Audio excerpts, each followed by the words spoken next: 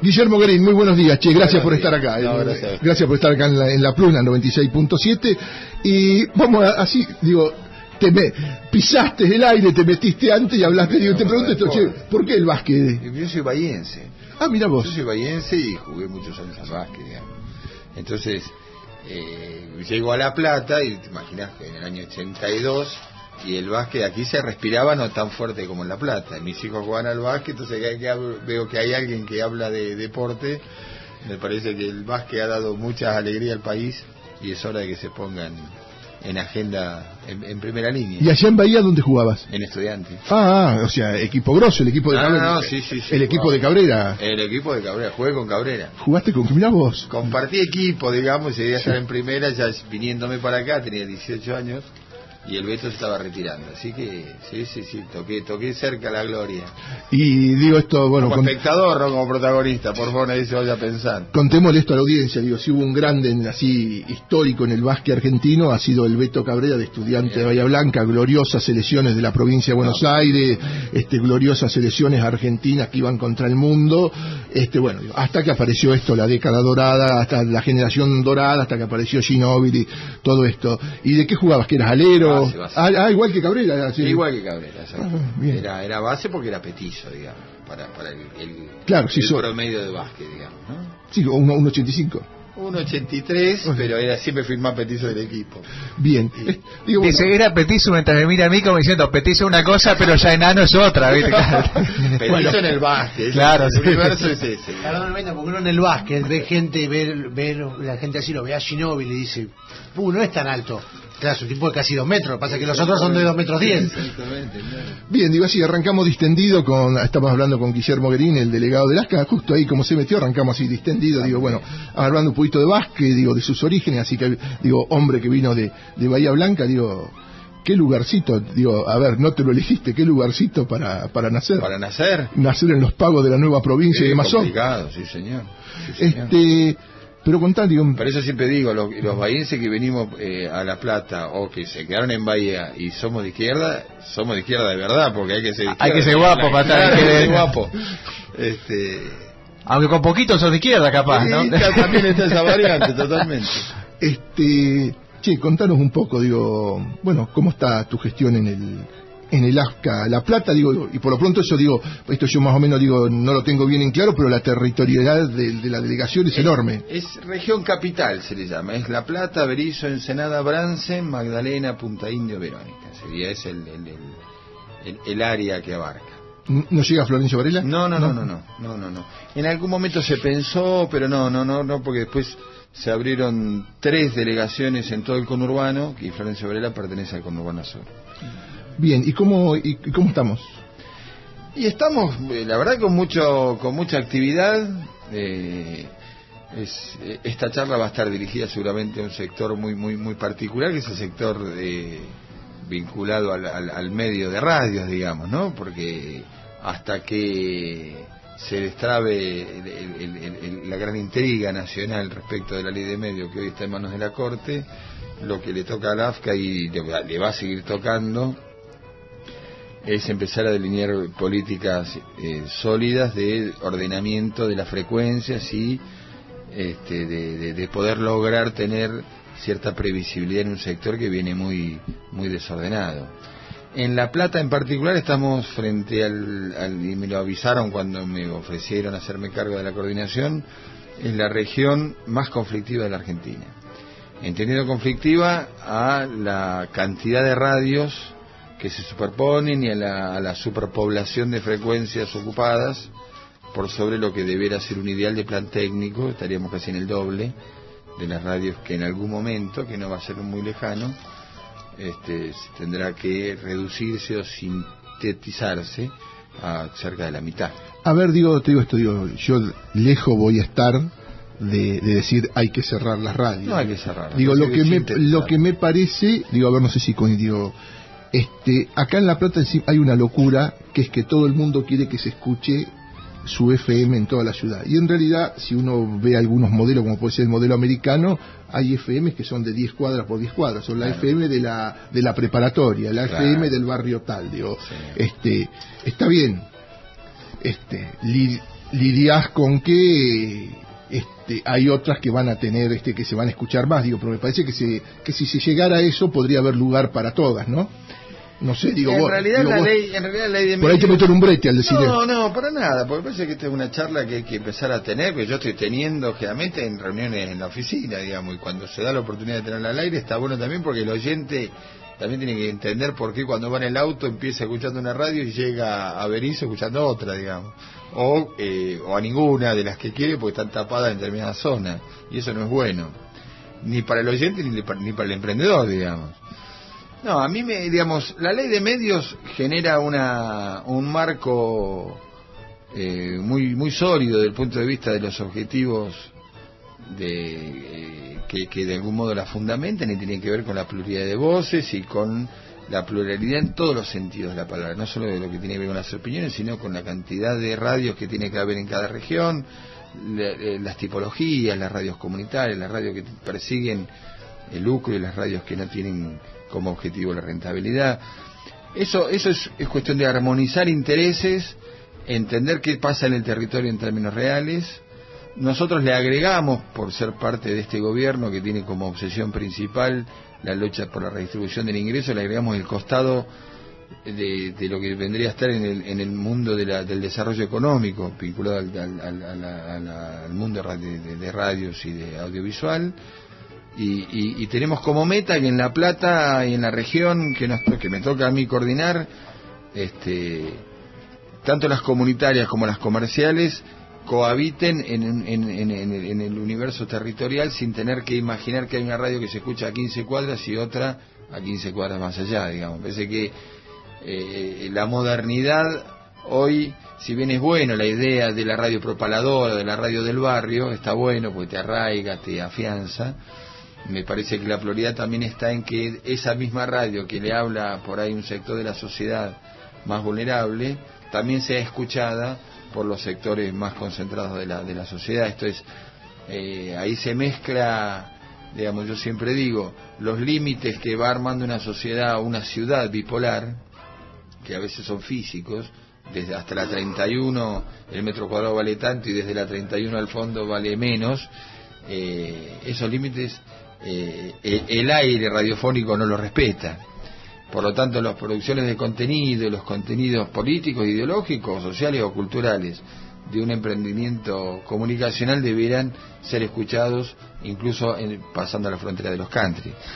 Y ahí se arma y esa es la obsesión de nuestra gestión, ver de qué modo en La Plata las radios que queden no signifique que absorben otras, sino signifique que se asocien con otras que no queden y se establezca una convivencia serena, sensata, y se compita audiencia como va a ocurrir y ocurrirá y ha ocurrido a lo largo de la historia, digamos, pero que sea sobre la base de la calidad y no sobre la base de el poder de tener la posibilidad de poner una torre arriba del techo de tu casa y meterle más energía y más potencia para tapar al otro. Justamente porque yo recuerdo haber comenzado a dar clases en la Facultad de Periodismo respecto a este problema hace 20 años atrás, cuando recién se empezaba con el tema del debate de una nueva ley de radiodifusión, que en ese momento era ley de radiodifusión para reemplazar a la época de la dictadura.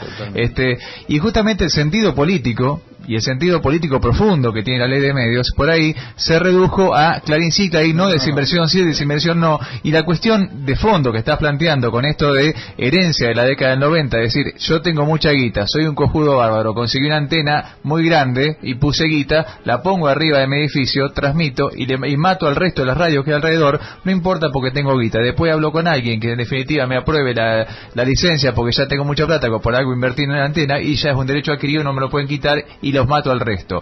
Esa herencia es propia de la década del 90 y hoy por hoy se trata de normatizar eso y establecer límites respecto de eso y al mismo tiempo una distribución equitativa de los tres sectores que actúan en una sociedad: organizaciones sociales, Estado y sector comercial. De alguna forma este es el sentido profundo y político que tiene la ley de medios y que muchas veces se pierde en esta disputa de Clarín sí, Clarín no, y creo que no corresponde. Creo que el planteo que estás haciendo en relación con el sentido profundo y político que apunta la ley de medios es muy importante y a eso es lo que deben apuntar, esa cuestión de normatizar y armonizar los tres sectores, ¿no? Exactamente. No, y un aspecto que es clave y que está en el espíritu de lo que vos planteás. Yo siempre digo, cuando se plantea la ley de medios como meta la recuperación de la palabra, uno lo relaciona con el monopolio Clarín, pero hay un aspecto visto desde el territorio, desde la localidad, y es la recuperación de la palabra en la localidad, en el territorio. Esto es, la mayoría de los platenses, no tengo encuestas de eso, es más, impulsamos en convenio con la universidad empezar a tener información cierta de audiencias, mediciones y demás, pero es muy común escuchar en La Plata las radios de Buenos Aires, sí. Y es muy común que en La Plata, en Berizo y en Bahía Blanca se sepa más cómo está el estado de tránsito en el centro de la ciudad de Buenos Aires que en la propia ciudad que habitás. Eso desvirtúa mucho las agendas. Hay una deformación que yo creo que con la concentración de medios que tuvo Clarín en estos años, llegó al límite del ridículo, y que está todo el mundo expectante si arreglaron o no el semáforo de Palermo, y yo lo pongo siempre como ejemplo, y estás en la Quiaca expectante a ver si arreglaron o no el semáforo de Palermo, digamos, y porque es noticia nacional. Sí, o lo que pasaba el domingo pasado, se había roto un caño por el Metrobús, y todo, digamos, toda la Argentina mirábamos el caño, el domingo mirábamos ahí como el agua en la 9 de julio, pero si yo estaba en la barría estaba bárbaro, no había se ha naturalizado que los problemas de los porteños son los problemas de los argentinos, y en realidad los argentinos que también son argentinos los porteños, pero me refiero, y esto tiene que ver con la recuperación de la palabra en el territorio, priorizar las radios locales. En La Plata, si bien yo estoy hablando del problema, hay algo muy favorable, y es que yo me encuentro con un sector de emprendedores muy genuinamente platenses, y la verdad que no me encuentro con un monopolio que quiera comerse al resto, ni con un grupo económico que, fortalecido por la herencia, como bien decís, del país concentrado, hoy esté depredando a los chicos. Me parece que hay una situación de desborde que hay que ordenarlo sin que eso implique cerrar radios, sino que implique asociar radios. Nosotros vamos con un planteo muy fuerte, y esto sí lo hemos hablado ya en varias reuniones y lo hemos hecho público en algunos aspectos, de incorporar el asociativismo en la lógica de gestión de los emprendedores. Estamos haciendo un convenio con el INAES, que es el Instituto Nacional de Cooperativismo.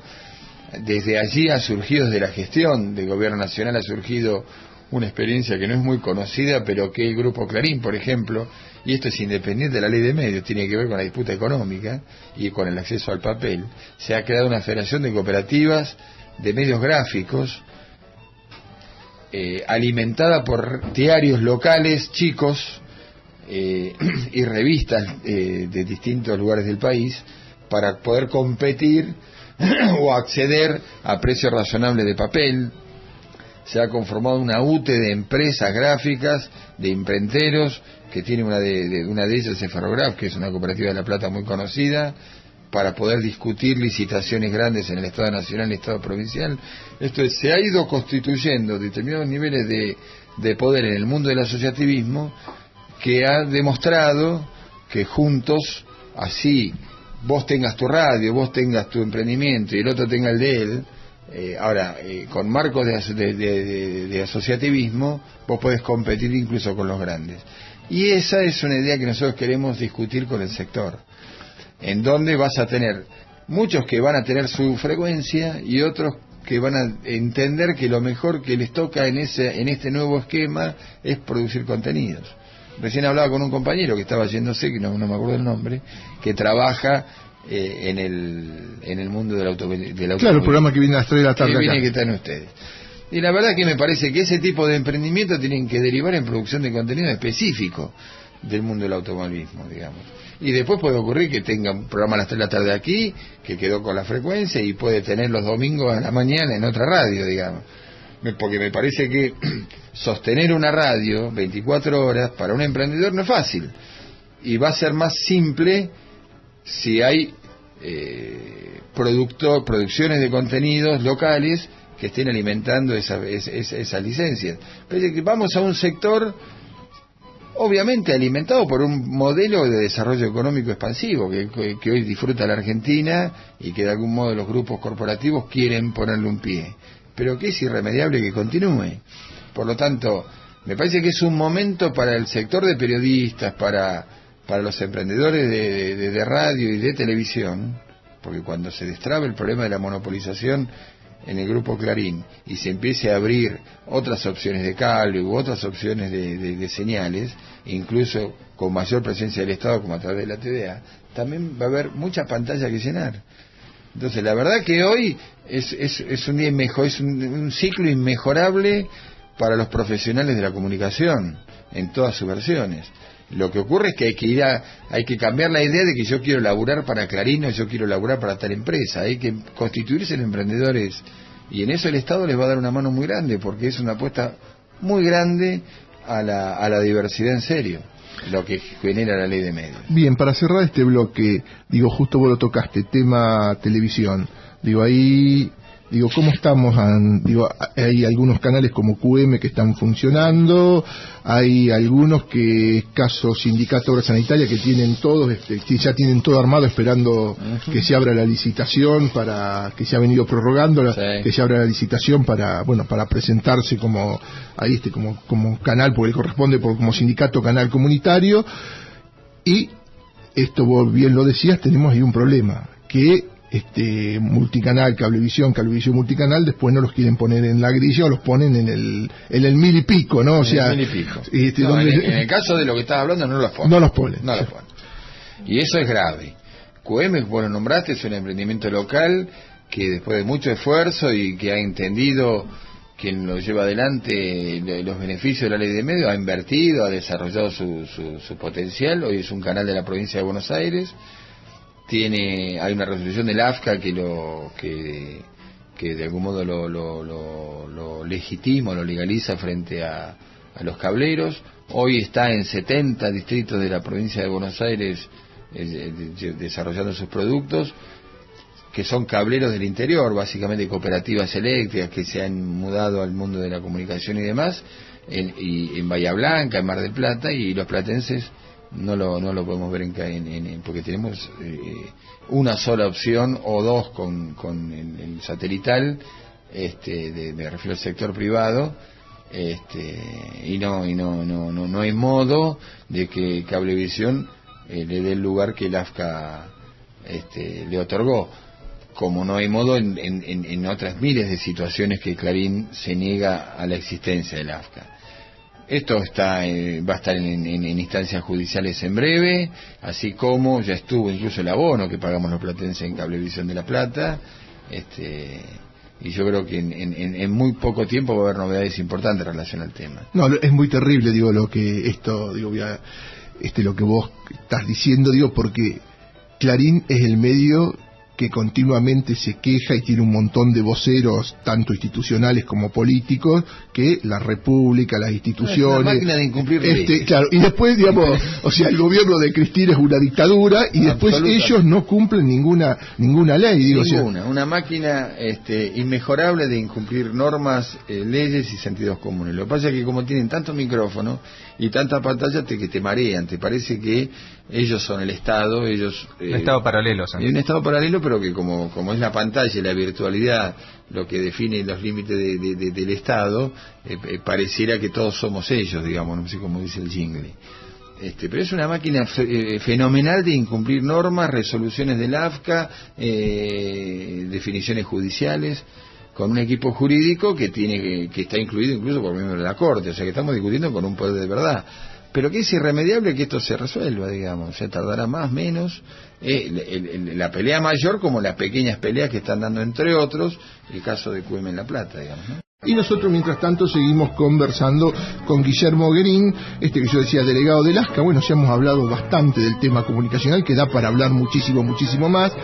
Pero Guerín es esto, digo, es un militante político, decía así, un viejo militante político. Es una muy buena presentación. Un viejo militante político, digo, a ver, más o menos, año más, año menos, tenemos más o menos, ya digo, si bien yo después, digamos, he canalizado la militancia de otra manera, pero más o menos venimos desde los albores de la democracia. En el 82 yo llegué a La Plata. Sí, yo llegué un año antes. ¿De dónde sos? Yo La Barría. Yo llegué en el 81, un año antes, o sea, pero ahí, digo, nos conocimos en las luchas universitarias oyentistas.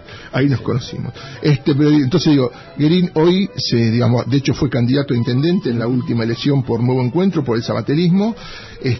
Milita en el grupo de Nuevo Encuentro, en el partido del ex intendente de Morón y ahora diputado nacional Sabatella, y ahora vas de candidato a diputado provincial en la lista del Frente para la Victoria de la Ciudad de La Plata. Como en toda la provincia de Buenos Aires, el Nuevo Encuentro, esta vez, a diferencia del año 2011, se incorpora plenamente al Frente para la Victoria. Bien, ¿y motivos? No, de un fuerte alineamiento al gobierno nacional, entender que esta elección se distingue de otras elecciones de medio término por ser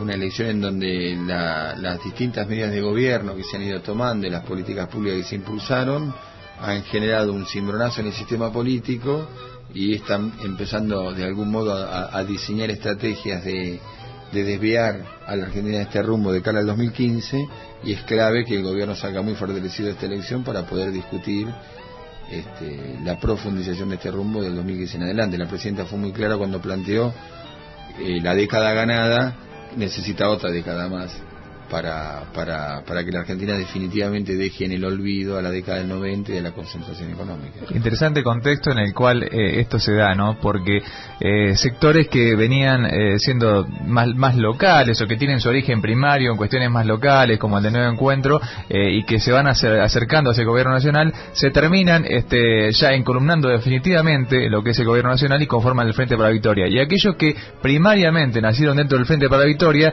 se van hacia movimientos más locales o tratan de disimularlo, así como es el caso de Massa por ahí, que trata de demostrarse independentista y demás, y borrar ciertos atisbos de origen que tuvo, y se da este contexto en el cual tenés tres listas peronistas, o oficialistas, pseudo-oficialistas o lavadas de alguna forma, y al mismo tiempo en el cual en el caso de ustedes habían surgido de forma un poco más independiente, se encolumnan definitivamente, y los que antiguamente estaban encolumnados definitivamente se abrieron y tratan de ser independientes de cara a lo que es 2015. ¿Qué contexto particular en el cual ustedes se consolidan como fuerza ya dentro del kirchnerismo, no? Absolutamente. Lo que pasa es que hay que entender que los alineamientos políticos generalmente uno los relaciona con sentidos de oportunidad, oportunismos, ubicaciones y demás.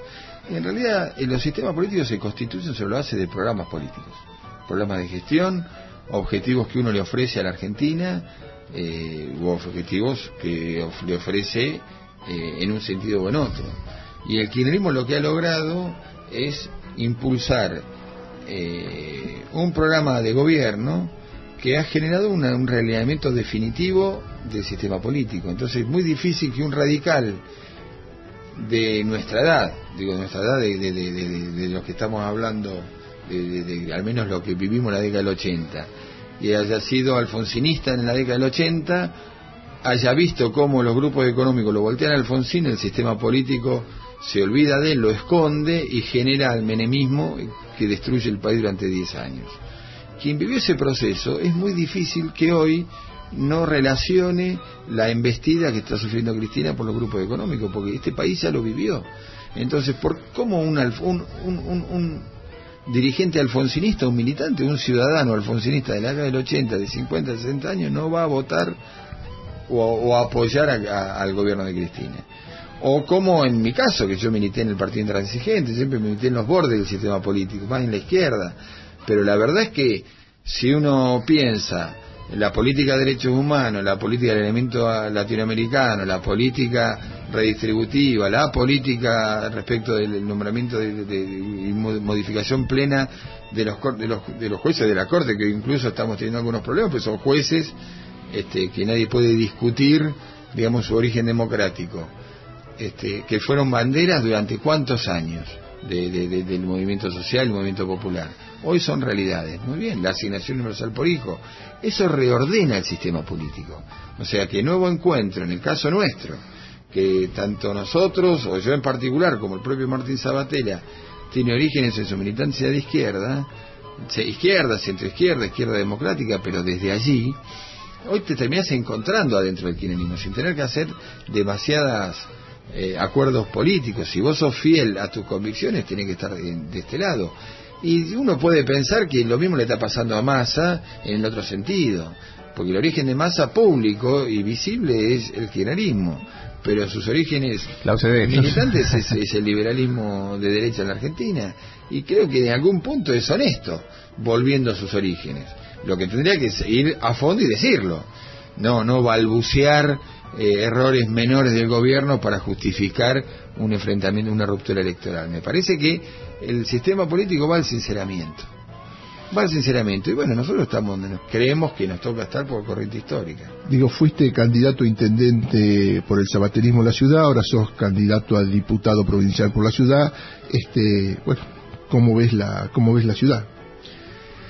Y la ciudad está en un momento, la verdad que yo la viví, esta ciudad, todos estos años, no la viví en la dictadura, me tocó vivirla en Bahía Blanca, pero mi primera reflexión casi personal, porque me agarró la inundación en el auto con mi hijo, digamos, la viví muy de cerca, fue que por el nivel de masividad y de conmoción que tuvo esta inundación en esta maravillosa ciudad, debe haber sido después de la dictadura militar, y no estoy comparando nada con nada, sino como conmueve a cientos de miles de familias un hecho trágico, algo que modificó la ciudad y el comportamiento social cultural de los platenses de por vida. Yo creo que no va a volver a ser igual la ciudad de La Plata después de lo que vivió, desde el punto de vista subjetivo. Ahora, la política tiene como meta y obligación indelegable transformar esos sentimientos, esos padeceres o esas alegrías en acción concreta de gobierno, ¿sí? Y esta ciudad, uno se pregunta, ¿pudo no haberse inundado? Y puede ser esto. La verdad que cuando uno mira los indicadores y las estadísticas de cantidad de agua caída por minuto, el antecedente es hace 100 años. Generalmente la explicación de estas catástrofes son un conjunto de pequeñas explicaciones. Lo que yo creo que esta ciudad tiene que recuperar definitivamente es la capacidad de recrearse y de reconstruirse sobre la base de objetivos integradores y democráticos, que de algún modo son los que la originaron, la hicieron nacer. Y si la gobierna el mercado inmobiliario esta ciudad, no solo va a volver a ocurrir eso, sino otras tragedias, como que haya miles y miles de platenses viviendo en los lugares sin servicio, digamos. Y esta elección tendría que impactar fuertemente en el sistema político de la ciudad para reflexionar acerca de hacia dónde vamos a llevar esta ciudad. En el sistema político, en el gobierno local, en los dirigentes que compartimos y construimos fuerza política en forma conjunta. Me parece que, a diferencia de la elección en toda la Argentina, esta ciudad va a tener una propia agenda, y está bien que así sea. Sería malo que no ocurra, que se quiera negar la existencia de lo que pasó hace 3 meses, porque está directamente vinculado a cómo se reconstruye. Yo estoy de acuerdo que hay que reconstruir esta ciudad, hasta me animo a plantear aspectos refundacionales de la ciudad. Ahora, vamos a construir una ciudad segura para todos, vamos a salvar algunos metros cuadrados y no otros, vamos a urbanizar lugares que estaban destinados a countries, o lo vamos a poner al servicio de la posibilidad de relocalizar familias que están en zonas inundables. Vamos a sincerar la famosa cota de inundación, porque en Palermo se viene inundando, y Barrio Norte de la capital desde hace 10 años, el precio del metro cuadrado no baja. Vamos a sincerarlo en los códigos. ¿Se van a poder hacer edificios con cocheras subterráneas en la loma? ¿Sí o no? Porque si es no, va a valer menos la loma, y no se ofenda a nadie, porque acá hay que decirle la verdad a la gente, porque de lo contrario después pasan las cosas que pasan. Vamos a hacer un mantenimiento a fondo de los arroyos y afluentes, va a haber inversión para ello. Vamos a salvar el casco solamente, o vamos a ver de qué modo el casco va creciendo en forma horizontal hacia el oeste, hacia el norte y hacia el sur, que parece que está en otra ciudad, de manera democrática e integrada. Estos son los temas que la ciudad tiene que discutir. ¿Va a participar la ciudad de la ganancia inmobiliaria que genera un modelo económico expansivo, o lo va a delegar solamente en el mundo privado, que va a querer concentrar mayor metro cuadrado en el casco para aumentar las ganancias y la rentabilidad de las inversiones? Son preguntas que la política tiene que responder, y en este que el municipio tiene que tomar muy seriamente. Y he escuchado algunas reflexiones alentadoras en ese punto, para empezar a reconstruir la ciudad y con ello reconstruir un sistema político más genuino. Cuando dijiste, he escuchado algunas reflexiones alentadoras, te me adelantaste a lo que te iba a preguntar. Yo te iba a decirte, ahora viene una de arena, aguantatela. Digo, estás en la misma lista, porque vamos a contarle esto a la audiencia. Dentro de lo que es el Frente para la Victoria, bueno, obviamente está la lista nacional. La Plata es distrito único, a diferencia de otras ciudades del interior que comparten distrito. Ejemplo, Berisso, Ensenada van dentro de la sección tercera con la enorme La Matanza, Lomas, Avellaneda, Almirante Brown. La Plata es distrito único. El Frente para la Victoria tiene 2 listas de concejales, una que encabeza Gabriel Brera y la otra que es Frente Social, que encabeza la decana de periodismo Florencia Saintú. A nivel diputados hay una sola lista, que encabeza Valeria Mendolara, ahí del Riñón es la actual presidenta del bloque de concejales del broerismo, del oficialismo, y que acompaña en segundo lugar Gustavo Di Marcio, y que también en esa lista está Guillermo Guerín. Digo, decías eso, he escuchado algunos pensamientos, algunas opiniones alentadoras. Digo, cuando hablas, digo, porque cuando hablas con Amendolara, cuando te has cruzado con los Brueras, digo, enfrente hay una oposición que voy a decir, en muchísimas cosas tienen razón, pero también, digo, voy a decir esto, a veces lo dramatizan, que parece la tapa de la peor crónica o del peor TN, ¿no? De la situación, ¿no? La innovación es como dijiste vos, o sea, esto era impensado. La realidad que si este sistema como está hubiera funcionado, esto es el informe de la Universidad Nacional de La Plata, el agua en realidad no hubiera bajado mucho, hubiera sido muy pocos centímetros, 10, 20 centímetros menos, o sea que al tipo que le entró 1,70, que le entrara 1,50, estaba sonado igual, a que le entró 1 metro y le entraba 80, estaba sonado igual. Digo, a ver, el que le entró 30, le entraba un poquito, ese más o menos zafaba, pero digo, a los que le entró muchísima agua, los 10, 15, 20 centímetros no le hacían, digo.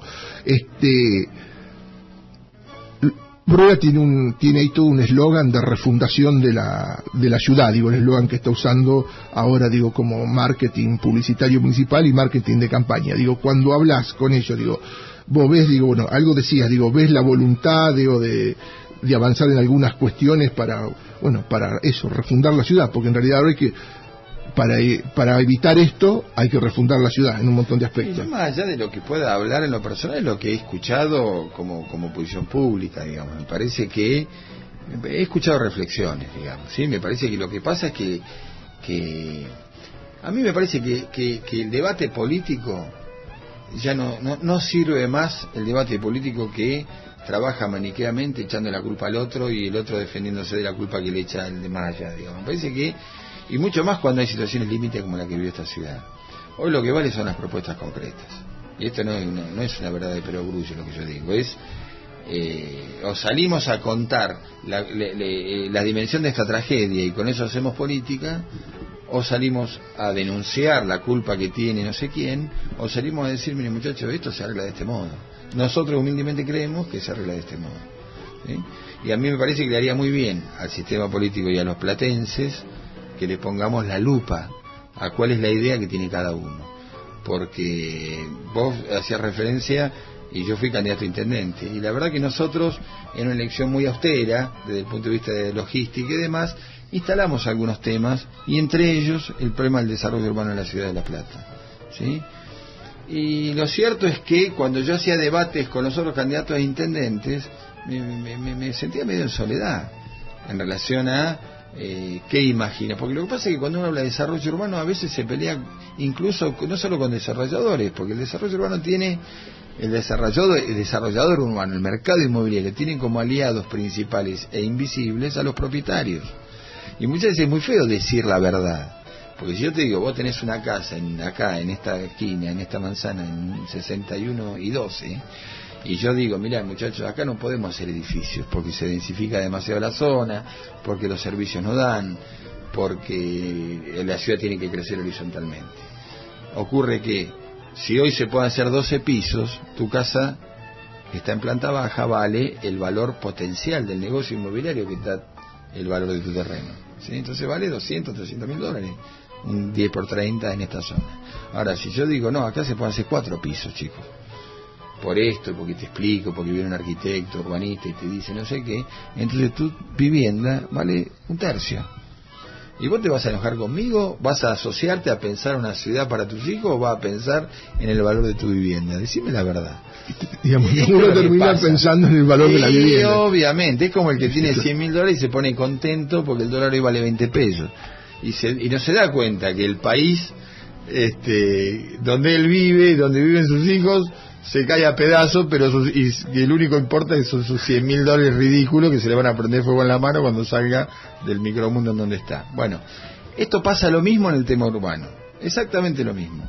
La inteligencia de los desarrolladores es asociarse a ese sentido común muy individualista muchas veces de la sociedad de la clase media, en la cual cuida su mango, y eso es absolutamente respetable. No me estoy enojando con la gente, ni mucho menos. Estoy haciendo un poco de docencia, si se me permitiera. Y la política tiene que ser muy sincera en ese punto. Si es una zona inundable, es una zona inundable. Y no hay que esconderlo. Y si yo voy a comprar un terreno en tal lugar, tiene que decir cuál es la cota de inundación de ese terreno. Y no puede que la inmobiliaria lo esconda en ese dato. Es un dato clave del terreno que voy a comprar. Porque va a valer más o menos, no para que no compre, porque por ahí no me da la guita y tengo que comprar un terreno inundable y después invertir en levantarlo o construir sobre pilote, qué sé yo. Hay países enteros que se construyeron sobre zonas inundables y han resuelto a lo largo de sus generaciones cómo ir resolviendo el problema. En Punta Lara no es que porque ven más arriba del río que las casas las construían sobre pilotes, es porque se inundaba. ¿Se entiende? Bueno, y Punta Lara tiene una historia hermosa, rica, mucho arraigo cultural, existe. Ahora, es inundable. Muy bien. Ese tipo de cosas hay que poner arriba de la mesa. Y cuando ahora se aprueba un empréstito, un crédito internacional, bienvenido sea, la discusión de dónde va a ir esa plata tiene que ver con un enfoque ideológico, no una discusión técnica, no una discusión que solamente resuelve los ingenieros hidráulicos. ¿Sí? Si dragamos el arroyo del Gato y nada más, y el arroyo que atraviesa toda la zona sur de la ciudad, no me lo acuerdo el nombre ahora, el Maldonado, es para otro día. Si resolvemos que Gonet, yo vivo en Villa Lisa, yo estuve, o sea que tú hasta agarraste me agarró la inundación, la de 4 años atrás. Bueno, no agarraste el carnaval y todo lo que venga. Villa Lisa, Citibé y Gonet es uno más. Hubo un fuerte tratamiento de limpieza permanente y constante de los arroyos. Es más, hay zonas que eran horribles, ahora son hermosas porque los arroyos están bien mantenidos. Pues fíjate que hay países y ciudades europeas que están recuperando sus arroyos. La calle Medrano lleva el nombre de un arroyo y de un río que pasa por abajo. En algún momento, digamos, vamos a hablar de historia, las ciudades crecieron alocadamente y con objetivos rentísticos arriba de arroyos. Entonces cuando vos ves desde una foto satelital la ciudad inundada y la cotejás con cómo era la zona antes que se funde esta ciudad, es igual. No, pero acá en La Plata pasa, aparte de la diagonal 79, pasa el arroyo por abajo. Y pasa el arroyo por abajo, exactamente. Entonces, sí. Hay urbanistas en el mundo que están discutiendo abrir arroyos en el corazón de las ciudades. Esto está ocurriendo. Yo no digo que vayamos a hacerlo en La Plata, que nadie se asuste en la diagonal 74, no es que vamos a hacer de eso un río. Pero digamos, sepamos la verdad. Y lo primero que tiene que hacer un dirigente político honesto es decir la verdad, además de no robar. Decir la verdad cuando habla de temas delicados como, por ejemplo, una cuestión de razones de inundación.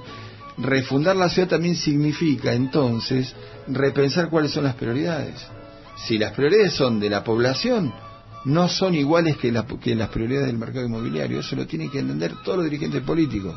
Yo insisto, escuché reflexiones alentadoras, ¿sí? Y me parece que allí se abre una línea de laburo para toda la política, las organizaciones sociales, los clubes, la academia, que nos sobra en La Plata, no sobra, nunca sobra.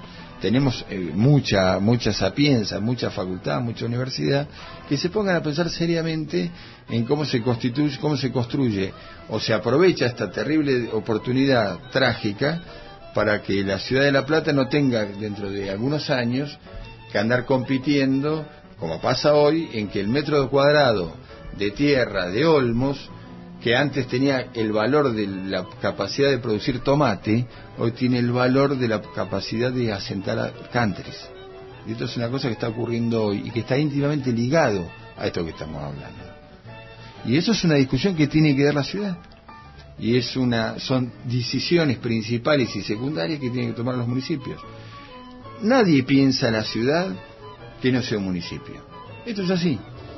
Vos podés tener el mejor de los gobiernos nacionales, generar las mejores oportunidades desde el punto de vista del desarrollo económico, pero ¿quién dice dónde se puede construir una casa? ¿Y dónde un edificio? ¿Y dónde se puede plantar remolacha? Es el Código de Edificación Urbana, de ordenamiento urbano. Y es una decisión política. Absolutamente política, que tiene fuertes implicancias económicas y sociales. Bien, les propongo algo. Te conozco, y como buen militante, que empezó en la universidad, me pasa a mí también, nos encantan los temas macro, hablamos de tu gestión, hablamos de la ciudad, vamos a un corte musical, Evo Morales, economía, en qué anda cómo construye Nuevo Encuentro, Dale. ¿te parece? Sí, cómo no. Russo, vamos. Guillermo Guerín, que dijimos, hablamos de la gestión, hablamos de la cuestión municipal, él fue candidato a intendente por Nuevo Encuentro, ahora es candidato a diputado provincial en la lista del Frente para la Victoria, y vamos a hablar un poquito, de cómo está la construcción de un Nuevo Encuentro, como hombre del oficialismo ya tiró cosas alentadoras del gobierno nacional, pero le vamos a preguntar más profundamente eso, y charlemos también, ya le hemos charlado, en extenso, pero una vez más en eso hay que hacer docencia, que es el tema de Evo Morales, porque esto le puede pasar a cualquiera de los otros presidentes de Latinoamérica, y esto es un atropello del poder global.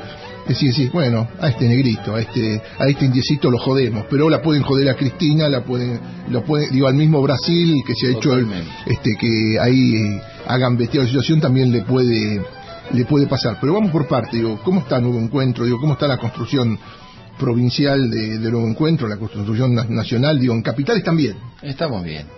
El Nuevo Encuentro es un partido muy nuevo que trata de retomar viejas banderas de la izquierda nacional, del peronismo, del irigoyenismo. En realidad,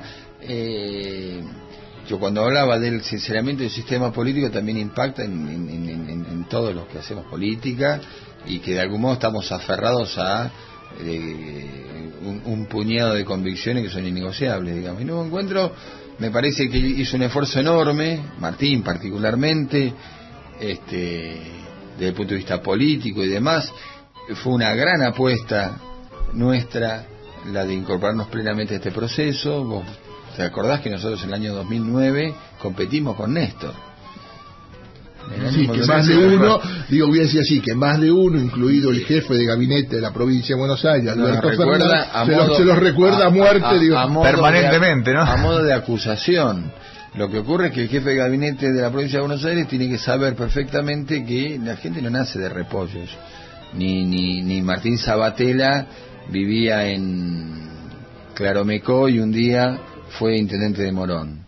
Viene de historia, tuvo una lucha cuerpo a cuerpo con lo peor del peronismo del conurbano, que en aquel momento era Rousselot. Conformamos el Nuevo Encuentro, nos lanzamos a hacer una propuesta política básicamente a la provincia de Buenos Aires, que justamente lo tiene a Scioli de protagonista, y de algún modo nutrimos este espacio que incluye al justicialismo, pero es mucho más amplio.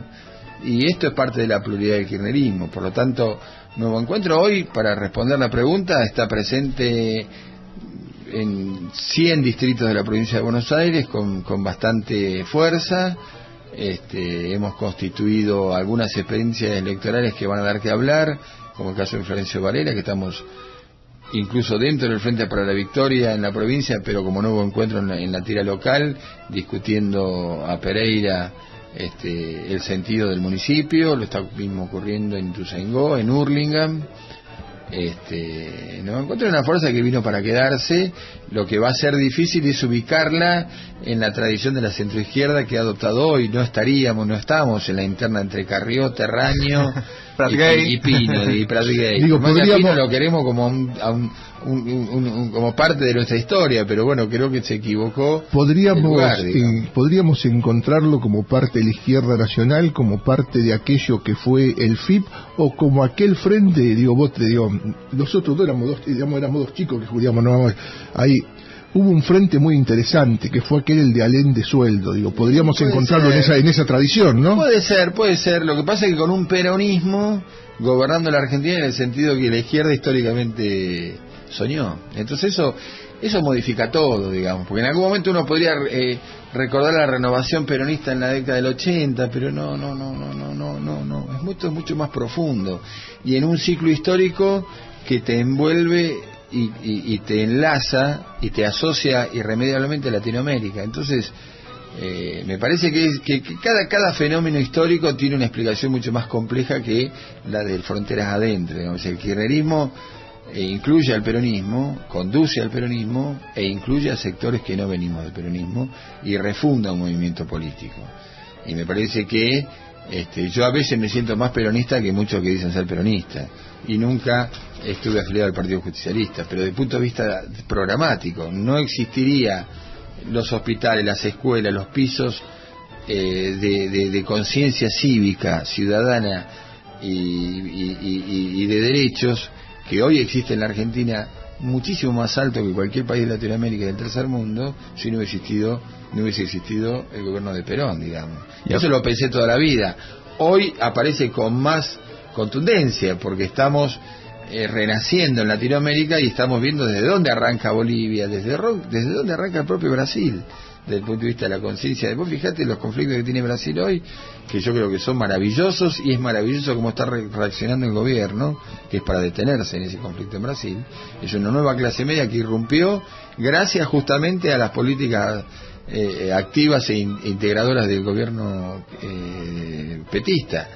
Pero aparecen demandas que no estaban instaladas en la sociedad, como por ejemplo más escuela pública, mejores hospitales, y en la Argentina estamos muy por arriba de esos conflictos. Por lo tanto, Nuevo Encuentro se metió en esa corriente histórica, y estamos instalándonos en todo el país. Yo te hacía una referencia somera de la provincia, pero estamos en todo el país. Te lo voy a decir así un poco en serio, un poco en joda. Están instalados en todo el país, están instalados en Misiones, donde Clos, como no le fue bien en las elecciones, le echó las culpas a ustedes, que Sabater... no lo escuché. Ustedes tienen ahí un candidato... Hay un compañero, sí. Como es bárbaro. Exactamente. Bueno, que le ven... Como no le sacamos los votos. Claro, como no le llegaron los fondos, dice que tiene que venir a pedirle los fondos a Sabatella, que vaya el diputado bárbaro, así, que le vaya a pedir los fondos a Sabatella. Hasta si va a pedir fondos a Sabatella le va a ir mal, porque mucha plata no manejamos. Lo que pasa es que los alineamientos políticos se definen muchas veces por logros, por empatías, y al mismo tiempo por las resignaciones que uno tiene que hacer muchas veces. Y uno tiene que preguntarse, cuando llega a un lugar, ¿cuántas resignaciones hizo? En el caso de ustedes, de Nuevo Encuentro, creo que el alineamiento con el gobierno no han tenido que resignar tanto, si se quiere. Lo que pasa es que, insisto, esto es bien subjetivo. Si vos querés, si lo mirás desde el punto de vista estrictamente de la conveniencia electoral, por ahí hay resignación, ¿sí? ¿Por qué? Porque Martín Sabatella era un emblema, es un emblema de la transparencia y de la lucha contra las mafias del PJ en la primera sección electoral, y muchos sectores que no acompañan al gobierno nacional se enojan con Sabatella porque acompaña al gobierno nacional. O sea, resignó desde las aspiraciones personales, pero quizás no desde lo ideológico. Pero absolutamente, que eso es lo que ordena, esto es lo que organiza, esto es lo que tiene que entender la población. Un dirigente político que no se organiza sobre la base de sus ideas es una veleta, que hoy lo vas a tener acá y mañana va a estar diciendo todo lo contrario en otro lugar, como pasa con muchos menemistas que hoy acompañan a este gobierno, digamos, que en algún momento, y está empezando el momento, empezamos a ver desembarcos, se sincera, por eso hablamos de sinceramiento del sistema político, que es lo que hace más difícil de creer a Pino Solana con Prat Gay, digamos. Y lo nombro a Pino porque es un referente para nosotros, como para muchos de ustedes seguramente, pero que en los últimos tiempos eligió un lugar que tal vez por esto de atarse a los sectores sociales que vos intentás representar, te van llevando a lugares que no son los naturalmente tuyos. Y para nosotros es muy natural estar en el gobierno de Cristina Fernández de Kirchner. Sería ilógico que no estemos, te lo digo al revés. Y en muchos casos sí, bueno, pasa estas cosas que están definiendo, pero aquí lo que ordena es la política nacional y la compenetración con las convicciones que hemos tenido toda la vida. Digo, en ese ordenamiento dentro del gobierno de la presidenta Cristina Fernández de Kirchner, desde Nuevo Encuentro, digo, en esto tenemos una década ganada. Vos lo dijiste hoy, hay que ir por otra década ganada, parafraseando a la presidenta. Digo, ¿qué cree Nuevo Encuentro? Que digo, en esa cosa de ir por más, ¿qué es lo que Nuevo Encuentro cree que debe irse por más? Fundamentalmente, a este país le está faltando una vuelta de tuerca mucho más agresiva en lo que es la matriz redistributiva, ¿sí? Y en eso la presidenta es quien más convicción tiene. Y la burocracia política, los gobernadores, los intendentes, los diputados, los concejales, los dirigentes empresarios van a tener que entenderlo. ¿Sí? Lo que nosotros vemos que no tengo medidas de gobierno entre manos. Me parece que es un conjunto de acciones de política pública que están empezando a aparecer, que por ahí no son la estatización de YPF, no es una que vos te quedás boquiabierto, es una enorme cantidad de pequeñas políticas públicas que apuntan en la idea de la redistribución del ingreso. Hoy hablamos de las radios. Bueno, la ciudad de La Plata tiene muchas radios, muy bien. Es más fácil que venga Tinelli, compre Pergolini y Mañeto y compren 30 radios cada uno para no excederse del artículo. Es más fácil desde el punto de vista de la gestión, y venga acá, compre, los pongan empleados a todos ustedes, e incluso a las radios más grandes, y está cumplida la ley, sí. Ahora, el espíritu del ciclo histórico, no. Es más difícil, más engorroso discutir con vos, con él, que constituyan una cooperativa, que no pierdan el valor de tener el micrófono, que la sigan empujando, que vendan la publicidad. Es más fácil que cerrar con Carrefour para que te compre la publicidad del mes, ¿sí? Más fácil, o con Movistar, y además te diseñe la línea editorial de tu radio. No estaríamos hablando de todo lo que estamos hablando si el auspiciante principal fuese 2 hipermercados y una compañía de teléfono importante. Estaríamos limitados en nuestras opiniones. Es más difícil ir a buscar la publicidad de los comerciantes de calle 12, de los emprendedores floricultores del oeste, digamos. Eso es redistribución del ingreso. Empezar a constituir sectores sociales y económicos que hoy están naciendo, porque el modelo empuja a que nazcan, pero que tienen que empezar a participar cada vez más de las ganancias que genera este país. Y lo que viene es eso, con medidas que apuntan en paralelo al fortalecimiento del Estado. ¿Quién hubiese pensado que era tan simple como tomar la decisión y ejecutarla, recuperar las AFJP? ¿Cómo puede ser que la oposición, que votó la ley, porque incluso hay muchos que han votado leyes que hoy parece que se olvidaron, digamos, y sostienen discursos públicos a la medida del sistema financiero o de los grupos concentrados, cómo hubiésemos pensado tener 2 millones de jubilados más en el sistema jubilatorio si no teníamos la FJP?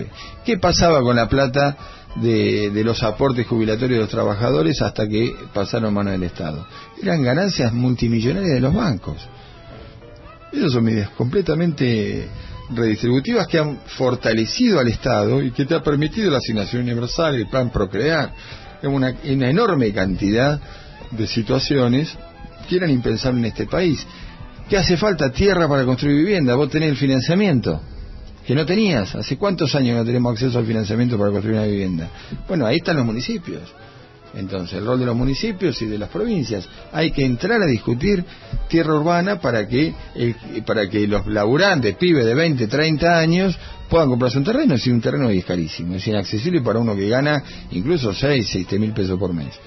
Todo esto que estoy enumerando, que no es una medida, son muchas. Un sistema integral de salud pleno, pivoteando en lo público. Digamos, tantas cosas son las que vienen. Lo que pasa es que cada una de esas medidas estás tocando algún interés. Bueno, mirá vos, fijate esto cuando vos recién contabas de la AFJP, el tipo que se jubilaba por una AFJP conseguía a lo sumo año y 2 meses, año y medio, 2 años, recién cobraba. Una locura. Ahora a los 3 meses está cobrando. Ya está. la guita iba, digo, el Maneglia, más de un auto de carrera, de turismo carretera, tenía hermosas propagandas de las AFJP y una serie de programas de televisión, todos tenían propaganda de las AFJP. Nadie se quejaba, nadie decía nada. Ahora, por usar para las asignaciones familiares o procrear, es tan grande el bombardeo que vos ves que más de un jubilado le dan la guita a esos que no trabajan. Digo, y antes no lo pensaban. Digo, con esto también me pareció muy claro lo que decía hoy Arnaldo Bosco: el gobierno tiene que mejorar la comunicación proactiva, en los hechos positivos, ¿no? Y sí, vos tenés en cuenta, yo pienso esta radiografía. Hace 10 años los gremios hacían paro nacional o convocaban un paro nacional por falta de trabajo. El lunes tenemos un paro nacional para no pagar ganancias. Es decir, que un trabajador hace un paro para no pagar un impuesto a las ganancias. Y antes haces paro por conseguir laburo. Te pregunto sobre eso. Sí. Digo, vos sos militante del campo nacional y popular, digo, nadie le puede negar pasado a Moyano. Yo cada vez que me acuerdo aquel día que Coras le mandó a la Federal y tiraba las ollas de comida en Plaza Congreso, en Plaza Constitución, en aquel paro de Moyano y Palacio, digo, era muy duro verlo, era vergonzante, palabra de Néstor Kirchner, era vergonzante, ¿no? ¿Cómo lo ves ahora el compañero Moyano? Mira, a mí me parece, ahí hay que ser muy, digamos, tratar de ser conceptualmente ordenado, porque a veces los vaivenes de la política te llevan de una punta a la otra. A mí me parece que un dirigente sindical tiene que pelear por los derechos de sus representados. Entonces, y eso hasta le viene muy bien al gobierno. Un gobierno que quiere pelear renta para redistribuirla necesita un sindicalismo representativo y que no se entregue a las patronales. Esto es así, lo tiene que entender todo el mundo, ¿sí? El problema es cuando la política entra a enredar, ¿sí? Porque por ahí no está mal que se discuta el pago de ganancias en el marco del salario. Está bien el ruso, te dicen a vos. Sí. El cuadro comparativo. Antes peleas por tener laburo, ahora peleas por... Y sí, y vas a pelear por no pagar ganancias y por aumentar mejor tu sueldo. Eso está bien. Ahora, esto tiene la picardía también de un personaje como Moyano. Es inminente un decreto presidencial. Claro, yo adelantaba eso, contaba eso. Hoy antes. Sí, yo lo contaba. Es inminente, eso. Y a veces este es el problema del sindicalismo bandorista, que a veces dice una cosa y en realidad tenés que deducir que estás discutiendo otra. Yo recién titulaba, está en carpeta discutir un sistema integral de salud. No está bueno que el trabajador que cobra 10, 12, 15 lucas, que está bueno que las cobre, tenga una salud de primera, y el laburante, el peronismo fundó un sistema muy solidario en los servicios básicos, ¿sí? Entonces el Estado va a tener que intervenir un poco ahí, a ver cómo se ordena. No soy un especialista en el tema, pero me parece que los niveles de igualdad en la prestación de servicios, por ejemplo de salud, habría que fortalecerlos. Y por ahí están discutiendo cosas que no te cuentan cuando hacen un paro o cuando hacen una movilización de esa naturaleza, o están discutiendo un lugar en la lista y demás. Creo que eso le hace mal, incluso al propio Moyano, que me parece que es un compañero que ha demostrado con creces, digamos, su voluntad de pelea por los trabajadores. Me parece que junto con el sinceramiento entonces del sistema político habrá que sincerar el sistema de representación sindical. La verdad que le haría muy bien a la Argentina tener sindicatos fuertes, unidos y genuinamente representativos de los laburantes, y no a veces de empresas y demás, porque si Pedraza, ¿qué era? O los muchachos de la fraternidad. Aquí el paro que hicieron el otro día, que era por 10 minutos que tardaban en pagar la guinda, no, están discutiendo otra cosa. Y está bueno que la gente, digamos, que haya quienes se encarguen de decir la verdad, porque si no nadie entiende qué está pasando. A mí me parece eso, yo creo que es irremediable. Este país entró en un proceso que es muy difícil sacarlo, ¿sí? Y el kirchnerismo es el 30% de los mejores argentinos, eso es lo que yo siempre digo. Somos el 30%, no somos la mitad, ni el 60%. Somos el 30% de argentinos, creo que de los mejores, que le ofrecen al resto un país, ¿sí? No hay otro 30% que le ofrezca un país mejor que el que está ofreciendo Cristina. Esta es la verdad. Hay un 30% antikirchneristas, 20%, sí, claro que hay. ¿Se movilizan? Sí, mira, van a tocar la cacerola, quieren viajar a Punta del Este, si alguien le pregunte por qué, quieren comprar dólares o licuadoras como si fuese lo mismo, es verdad. Ahora, ¿tienen un liderazgo político? A veces sí, Macri uno diría.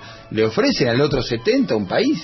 No, imagínate si gobernaran estos tipos, que lo que quieren es que nadie les rompa la bola y manejar sus recursos sin pagar impuestos, sin discutir solidaridad con nadie, sin construir Estado. Imagínate lo que se... Bueno, este país lo vivimos, explotó en el 2001. Y no estoy haciendo maniqueísmo, sincerémoslo. Massa dice que está de acuerdo en algunas cosas y no en otras. Es saludable, yo también estoy de acuerdo en algunas cosas y no en otras. Y me imagino que a Cristina le pasará lo mismo, a Sabater, a Rossi, a muchos dirigentes, incluso quienes gobiernan con 10.000 veces de responsabilidad más grande en la que estamos aquí. Hay cosas que le gustan y cosas que le gustan más o menos. Lo importante es que diga cuáles. Que diga cuáles. Porque el país del ni no existe. No es así, flaco. No, aparte si pones de tercer candidato, segundo candidato, a un vocero del grupo con el cual está entorpeciendo, como pocas veces hemos visto públicamente, un proceso histórico como el Grupo Clarín, entonces decir la verdad. Y aparte apareció un personaje que no había aparecido hace tiempo, como asesor económico y que lo dijo públicamente, apareció en varios medios, sobre todo de Clarín esta semana. El muchacho de... Redrado. Apareció Martín Redrado diciendo que era que encabezaba el grupo. Obviamente que después aparece alguien que es más ignoto, por cierto, que Delgado, como que es Delgado, pero bueno, el hombre entre las sombras, actuando con el grupo económico y que vendría de ministro de Economía, sí es Redrado. Entonces, esas diferencias de matices hay que tenerlas en cuenta. Es que a mí me gustaba de chico ir a Tigre. Y no fui muchas veces, pero a mis hijos les gustaba ir, recorrer Tigre, ver cómo vivían los isleños. ¿Sí? Después de más grande y que tuve actividad en el mundo de las cooperativas, de desarrollo económico, de la economía social y demás, incluso acá en la provincia, he recibido cooperativas de productores, de orfebres, que hacían artesanías y muebles con juncos, con cañas y demás, y no hace mucho de esto, 10 años. Uno proyectaba a Tigre, ¿sí?, en el país que empezaba a dirigir el Kirchner y Néstor Kirchner, y se imaginaba un Tigre con un desarrollo productivo maravilloso, parecido a Berisso, ¿sí? Y hoy vas a Tigre y no lo reconoces. Tigre no es más de la Argentina, es Miami Tigre. Todos esos imaginarios de islas con productores y demás son countries. Todos esos ríos y arroyos y catamaranes que lo recorrían hoy son yates 5 estrellas donde viven los millonarios del país. Massa armó de Tigre eso. Es como si un día nosotros vamos al Parque Pereira, ¿sí?, y nos encontramos con que está la jaula de los monos, el choripanero con el cual hemos comido más de un domingo un choripán ahí charlando de fútbol y nada más. El resto son mansiones de los dueños de la guita, de los gerentes de los bancos y de los emprendedores económicos más potentes de la Argentina. ¿Qué pasaría con el sentido común de los platenses si te pasara eso? Es lo mismo, El Parque Pereira, que cuesta cuidarlo, y cuesta que no te lo usurpen, y cuesta que los productores puedan desarrollar su actividad, y cuesta mantenerlo, se lo regalas al mercado inmobiliario y olvídate de él. Tigre es exactamente eso. Esto no lo dice nadie, sí, lo dice nuestro compañero de Tigre. Esto no está en los grandes medios, bueno, ya va a empezar a aparecer. Me parece que es hora que los medios vayan a Tigre y se encuentren con lo que era y con lo que hoy es. Vos sabés que hace 3 programas atrás hicimos una nota con una periodista, Silvana Varela, de la zona norte. Es terrible, fue después de la movilización que hubo en Tigre un viernes por el tema de la inundación. Que la diferencia con La Plata fue que no hubo muertes, claro, pero fue tremenda. Sí. Porque lo que no se inundaron son los country, porque están tienen una cota más alta. Exacto. Pero los barrios de toda la vida de Tigre se inundaron tremendamente. El viernes ese C5N, los productores de C5N pasaban info a otros, así de medios más chicos, digo, o sea, para que diéramos la noticia, porque no podían pasar. La TN no la pasaba, C5N no la pasaba, el diario del domingo, el diario del sábado del domingo no dijo nada, Y bueno, es el gran blindaje del poder para mostrarte un Massa. Muy delicado este tema. Ahora, ¿a quién están protegiendo?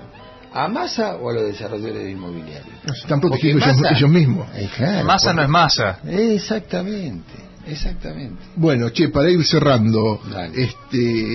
digo ahí, te pido una reflexión sobre esto, lo de Evo, y como quieras cerrar vos. No, y lo de Evo me parece que no es Evo, Cristina, Lula, es el Pepe Mujica, es una agresión yo creo que a la gran oportunidad que tiene Latinoamérica de entrar de pleno al mundo.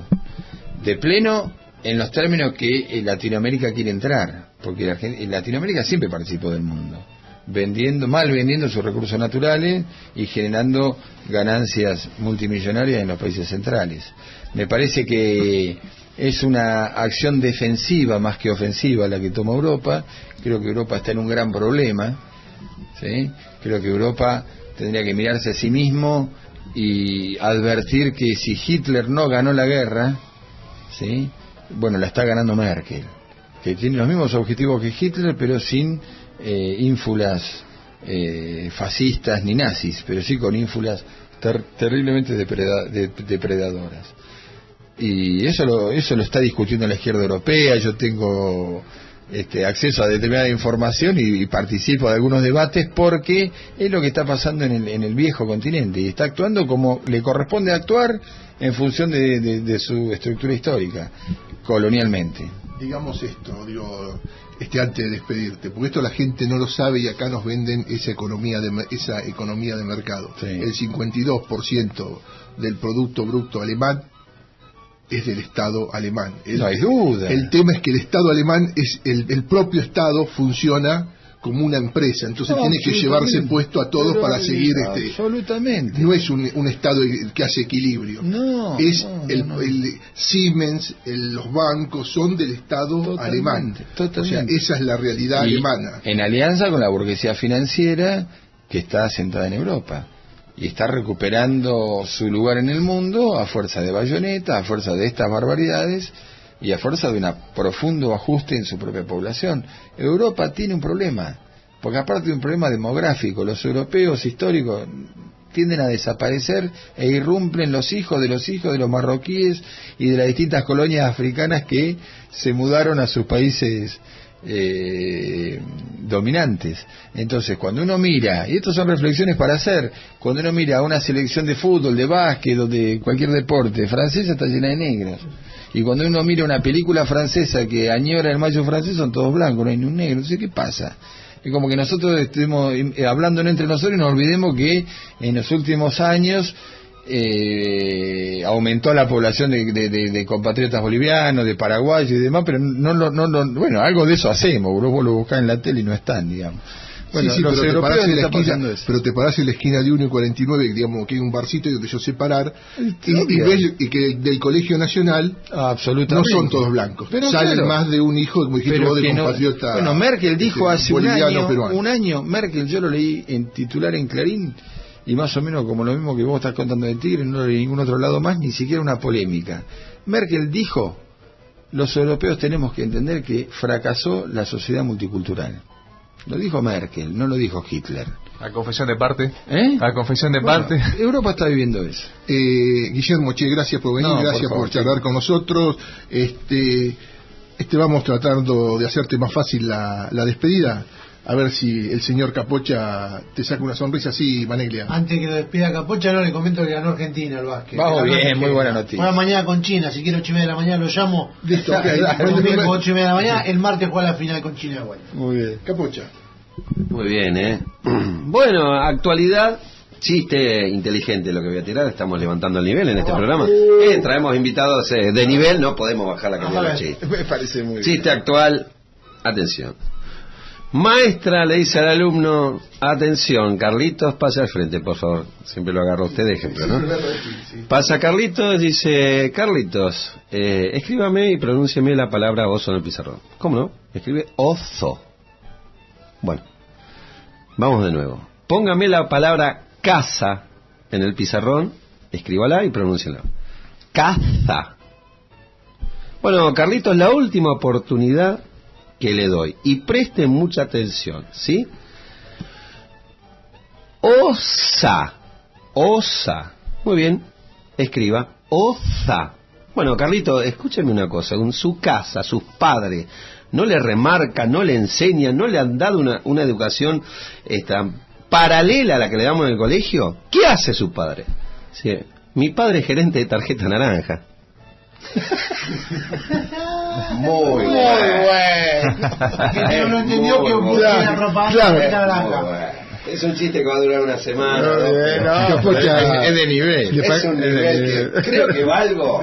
No. Estoy ¿el euro cuando está el dólar? No sé, digo, yo lo que le voy a pedir hoy que deje la parte que corresponde para el programa de tarjeta naranja, digo. Trate de la próxima vez chivé, digamos. Tendría que ir a ver al gerente.